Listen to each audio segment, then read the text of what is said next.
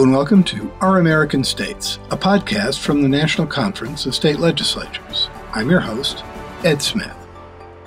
Data centers are going to be a big part of it. Today in the U.S., data centers use about 4% of the total electric energy that's generated in the U.S. That was David Porter, Vice President of Electrification and Sustainable Energy Strategy at the Electric Power Research Institute, or EPRI. He is one of my guests on this podcast, along with Mukul Anand, Global Director at Johnson Controls, dealing with data center cooling and energy management. Data centers and the increasing use of AI, along with reindustrialization in some parts of the country, are driving a big increase in energy demand. That concerns officials at all levels of government.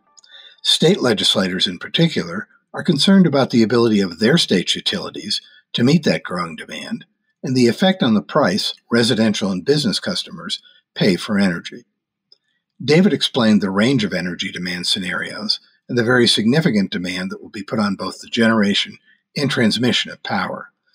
Mukul discussed the work he does to help data centers explore alternative energy sources and find innovative ways to dissipate the extraordinary amount of heat generated by the racks of servers in the centers. He also expects a tremendous increase in power demand and suggests more planning may be needed to be ready. Here's our discussion, starting with David. David, welcome to the podcast. Thank you. So, to get started, why don't you tell us a little bit more about EPRI and your work? Well, we're fortunate enough, Ed, to be in our 53rd year of operation. We started as the Electric Power Research Institute. We still use that name and EPRI, but it's broader than that today, and we do a lot of work in alternate fuels, natural gas, far more than just the pieces of the electric industry. But our primary focus is still on electrical energy, all the way from the generation through the transmission, distribution, and ultimately the end use of electric energy.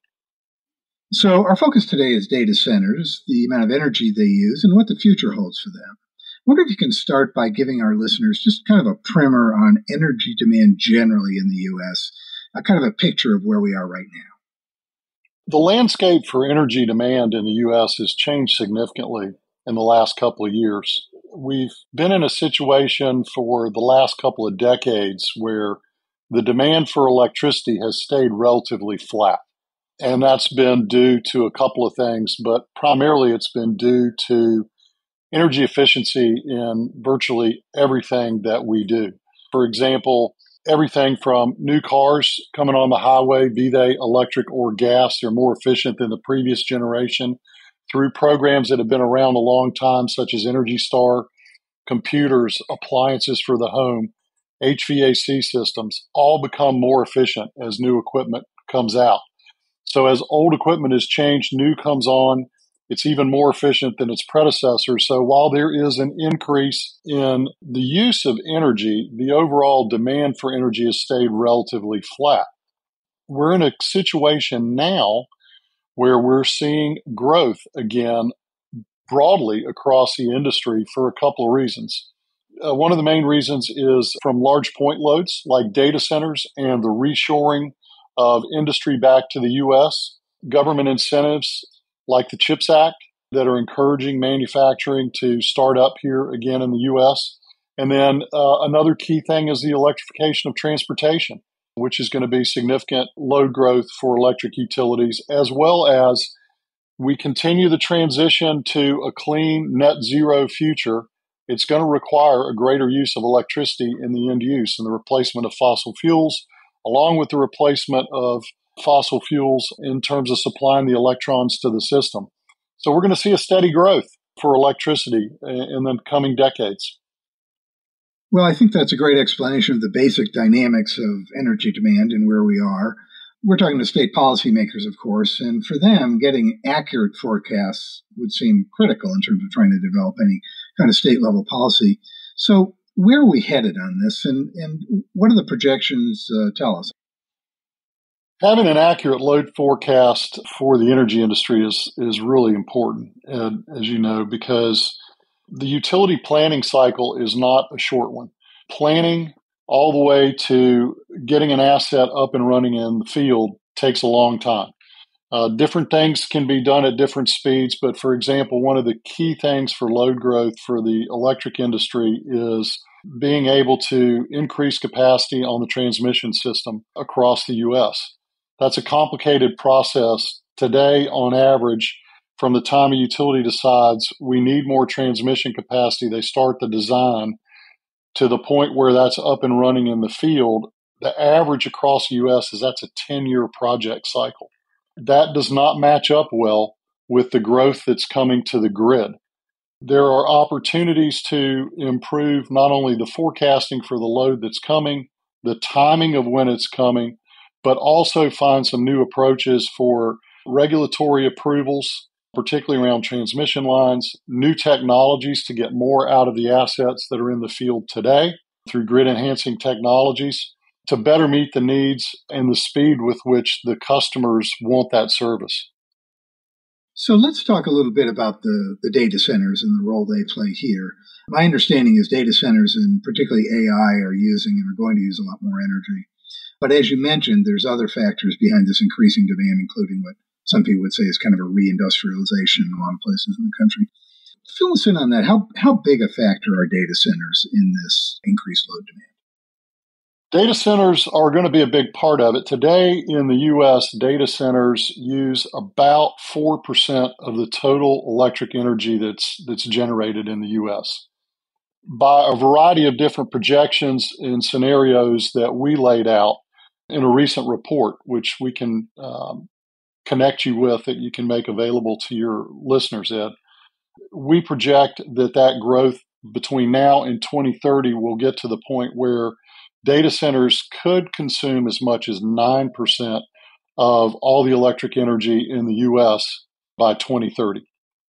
Let's talk a little bit about how you make these projections. What's the difference between sort of the high end and the low end? Yeah, we took a look through some different scenarios, and on the low end, we projected growth to be something on the order of about 3.5% per year between now and 2030. All the way to the high end, which, looking at estimates from other folks, look to be on the high end about 15% annual growth. And that's what would translate into that 9% total energy consumption by 2030. On the lower end, it would only get to about 4.5%. So somewhere in between the 4.5% and the 9%. We think by our estimates, Ed, is probably going to be more like 6 to 7% rather than 9% by 2030. If I'm in a part of the country or a part of my state that doesn't have a data center in it, I might think, well, that's not going to affect us. But my understanding is these data centers, because they're talking about so much energy, they're kind of an effect on the whole system. Is that right? I mean, is the whole grid affected by the amount of power that these places are going to, along with some of these other consumers? That's a bit of a yes and no answer, Ed, and a lot of it depends on where the data center is located, exactly to your point. Because as you look around the U.S., depending on a location at a data center or a large point load, or even someone like Amazon who's electrifying their fleet to move packages that last mile, depending on where they're located, there may be a wealth of capacity available on the grid, but there might not be too. So it's very regionally aligned. In certain parts of the country, and I'll use Northern Virginia as an example, which has become a hotbed for data centers, capacity is quite a bit more constrained there than it is if you go to North Dakota, for example. But when the data centers are looking to build a new facility, there are several things they take into account. Most importantly is what they call availability zones, which is the access to the communications infrastructure. There has to be really strong communications infrastructure for all the reasons that we understand what's going on in the data center and where the computational results need to get to. Second to that is the price of the land, the price of electricity, what type of interruptible events are there on a regular basis, what's the skilled labor pool that's there to work in those data centers and keep them up and running. All those factors play into it. In terms of impact on the grid, right now, most of the data centers are pure off-takers of power from the grid. Some of the work that we're doing is aiming to make them a flexible resource for the grid and be able to provide power back to the grid or load flexibility to the grid in times of need, in particular for some of those areas where there might be some demand constraints a few hours of the year. Well, David, I think you've given us a pretty good primer on how all this works, and I appreciate that, and the audience does. And I wonder, just to close out, thinking about this audience of state legislators and legislative staff, you mentioned the new report, and indeed I'll put that in our show notes. I wonder if there's anything else you'd direct them to, people they might talk to so they could better understand this issue. Certainly our paper, and there's a lot of information that's out there today from a variety of sources. There's a lot of different looks depending on who's putting the information out there.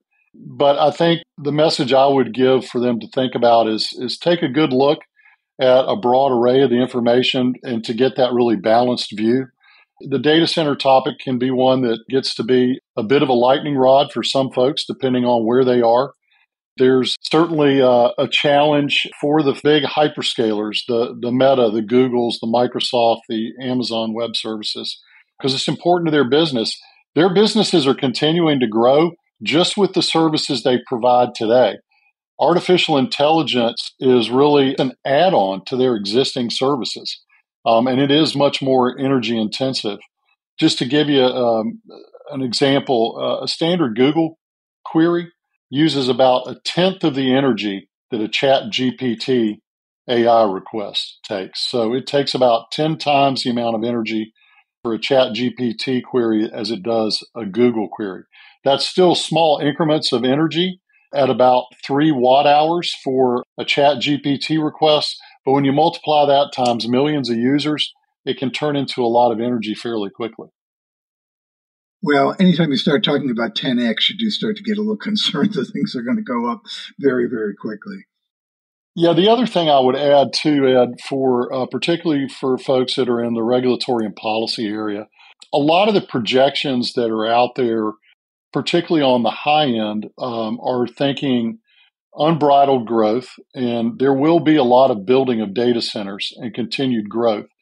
But in some of the conversations I've had with some of the key technologists at companies like Google, they are quick to remind us of the history of the efficiency that comes not only from chips, but from their ability to improve computational architecture so that over time, that inherent energy efficiency that we were talking about continues to gain inside the data centers with the chips, with the architecture, so that it's not a continued mountain climb for demand, and things do level out over time.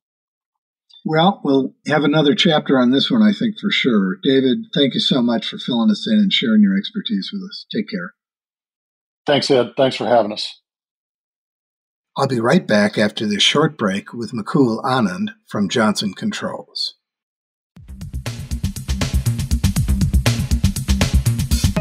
Join us at the must-attend event for policy innovators, industry leaders, and legislative peers, the National Conference of State Legislatures 2024 Legislative Summit. Connect with colleagues from across the nation in historic Louisville, Kentucky from August 5th through the 7th.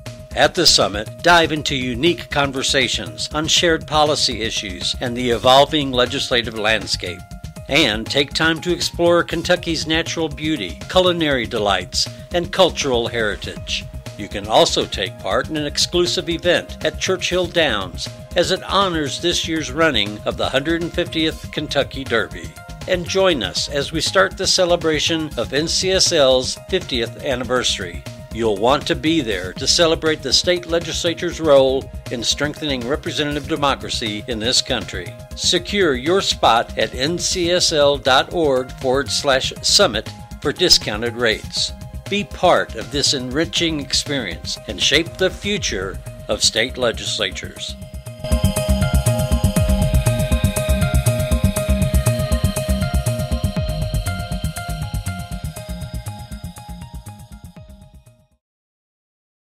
Mukul, welcome to the podcast. Thank you for having me, Ed. Well, to start, I wonder if you could briefly tell us about your role at Johnson Controls and your work with data centers. Absolutely. Thank you for having me. It's a pleasure to be here. It's a pleasure to have an opportunity to talk about a topic that I'm super passionate about. Over the past 26 years, I've held several engineering and general management roles within Johnson Controls.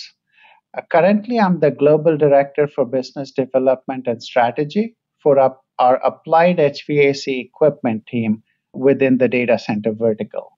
And I focus on current and future data center cooling architectures and the HVAC equipment needs associated with these designs. Why don't you start and explain to us the approaches data centers can use to minimize their energy use? And I know this is sort of a core area that you concentrate on. So fill us in, keeping in mind that most of us are not very sophisticated about this. Sure. Yeah. So this is a great topic, and I will cover it under three separate sections.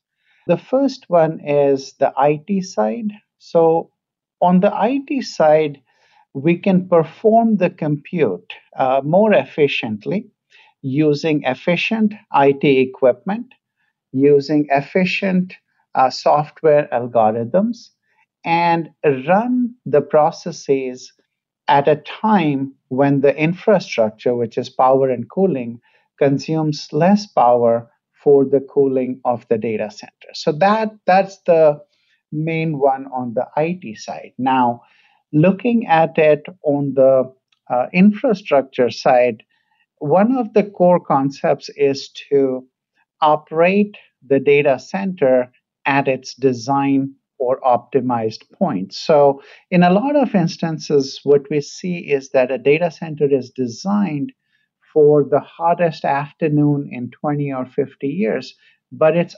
operated at a much more nominal condition, which is prevalent within the city where the data center is located. So, care must be taken to ensure that the power and cooling infrastructure is actually optimized for the real world operating conditions. And then finally, my focus is on the HVAC or the data center cooling side. We take a lot of steps to ensure that the power consumed by these data centers are as small as possible for the compute loads desired. What do we do there?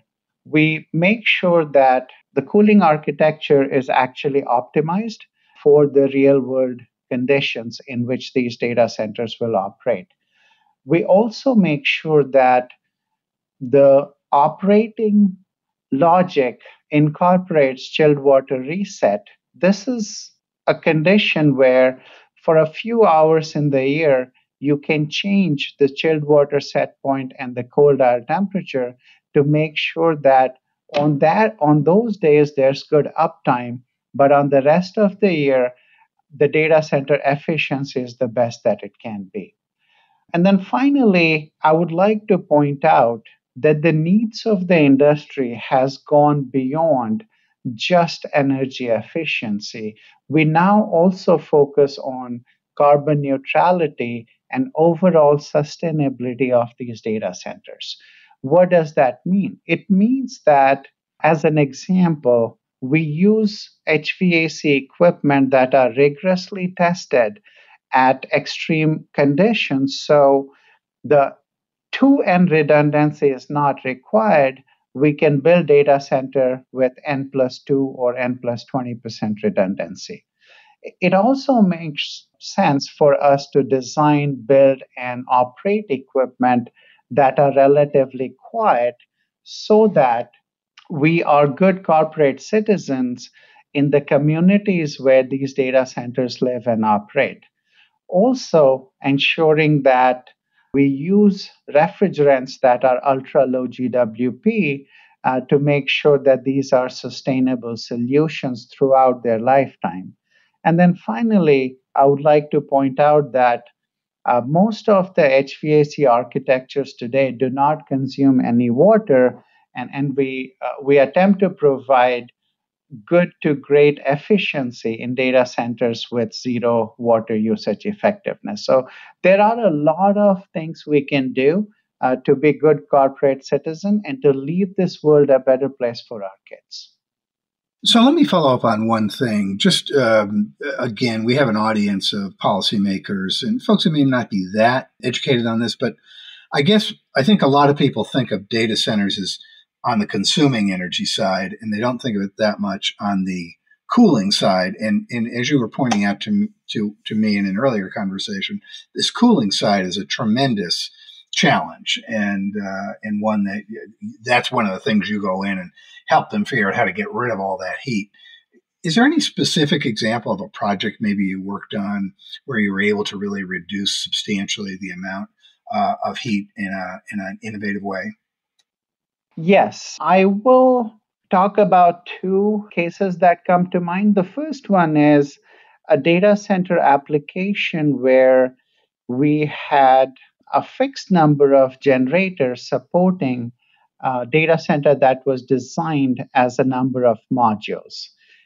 In this application, we offered a particular chiller called our YVAM chillers, which use novel centrifugal compressors to reduce the design power consumption. The design power consumption being the power consumed on the hottest day of the year at design loading conditions. And we were able to reduce this by about 14%, allowing a smaller size generator to be used to run the data center modules and therefore be efficient, lighter, and more green. Another example that comes to mind is where we had a reduction in the weight of the equipment. Some of our applied HVAC equipment, including the YVAM chillers, they can provide economization or, in simple words, free cooling in the absence of additional free cooling coils. Now, these pieces of equipment are significantly lighter. And when you pair it up with the fact that these equipment are sitting on top of a roof, 60, 70 feet up in the air with the wind loading on them, the structural steel that's used by the building can be significantly reduced if you're using lighter pieces of equipment. And therefore, we were able to bring down the carbon content not only of the HVAC equipment, but also of the building itself, making it easier for our customer to reach the goals of carbon neutrality. So these are just some of the examples that come to mind right away. I talked earlier in this podcast with David Porter from EPRI. He sketched out what we're looking at in terms of energy demand in the coming years. And I'm wondering, when you look at coming energy demand and the energy supply, do you think that the energy management approaches that are being employed now are sufficient, or is this an area where we need to develop more? I think we absolutely need to develop this more. We have, over the past couple of years, seen the growth in the industry driven by the need for AI based workloads.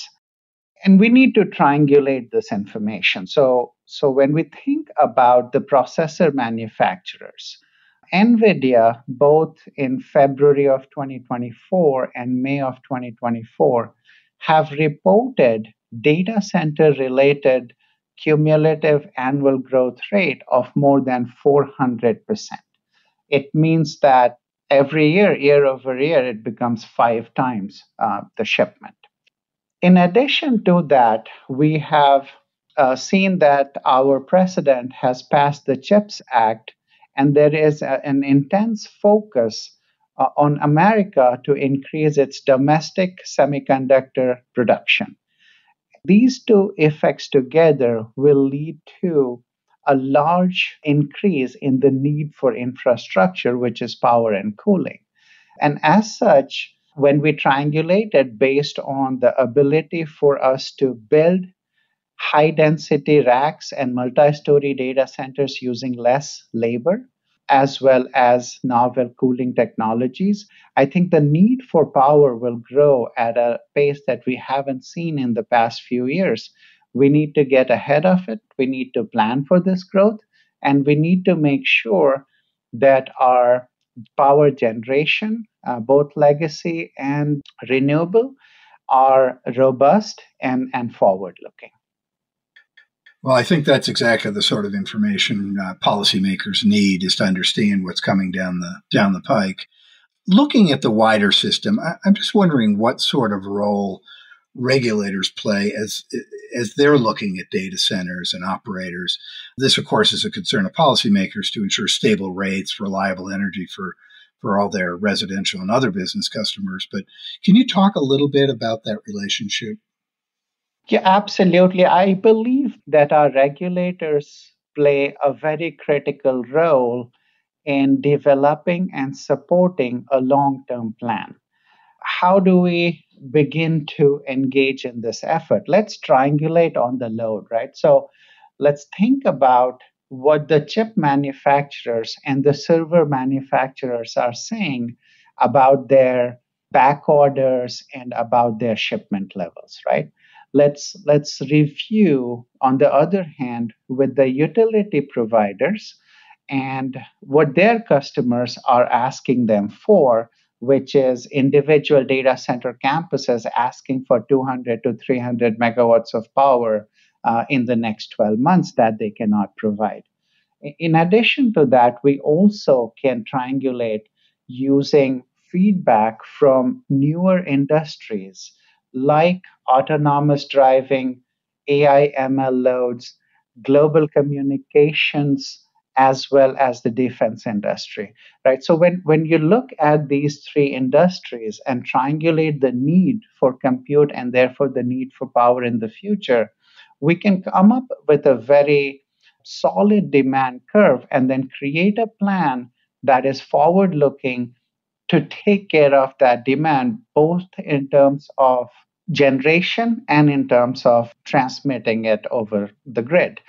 When we think about this sort of a plan, obviously all sorts of renewables should be a part of it, but the growth and the robustness of infrastructure that's required leads us to believe that nuclear power, especially the small modular reactors, will be an integral part of this plan where our policymakers can really streamline the process. So this is a great question, in my opinion. And this really involves then working with the utilities, of course. When you look at the utilities themselves as opposed to the regulators, are they on track to be able to meet the kinds of demands that you see coming? Or do you think that's something where we really need to get policymakers and regulators and all those people all pulling in the same direction? I think the utilities are in the same boat as the rest of us. I believe that they understand that a tsunami of demand is coming at us. I believe that they are doing everything in their capacity to increase production and make the grid more robust. However, a national level infrastructure development plan is probably needed to ensure that we can grow at a very rapid pace in a reliable fashion, such that the processor manufacturing companies can keep growing, such that the server manufacturers can trust the plan and keep growing, such that the data center owners and operators can keep investing in new data centers, and the equipment providers can keep planning for larger factories to enable the growth of this industry. If all of us work together towards a robust plan, then the whole engagement is very efficient, and none of the industries will waste resources or overbuild, so to say. So, overall, I believe that whether it is the utilities or any other industry, our policymakers can make this overall plan and execution a very smooth one. What do you think state lawmakers should know, maybe that you haven't mentioned yet? Anything that they should know, or anything they should really understand about what's going on in their states? Certainly. I think that our policymakers should have in depth discussions with different segments of this industry. We all understand our segment really well, and we all trust the growth that's coming our way. However, the growth that may reach us could be significantly higher than what we see today, which is what we are seeing in the accelerating growth rate of some players in this vertical. What does that mean? It means that the data center construction, let's say by the general contractors, when the unemployment rate in the country is 4%, then there are only 4 out of 100 people available to be hired. But when the technology goes where the same number of people can build a 300 kW rack as opposed to a 30 kW rack, then you don't need more people, but the needs of the processors, the electrical power, and the cooling capacity just went up tenfold without increasing the number of people needed in the construction vertical. So there are some elements of this growth that can hit different industries differentially.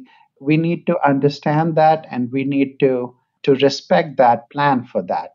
But to be able to plan for that, we need to do deep dives into the growth of several different industries and understand what is obstructing their growth today. And once that obstruction is removed, what is the natural tendency to grow? What's the natural growth rate of that vertical? Once we understand and respect that for the several verticals I just mentioned, we will come up with a true plan, an unrestricted plan that we should create a 10-year plan to support.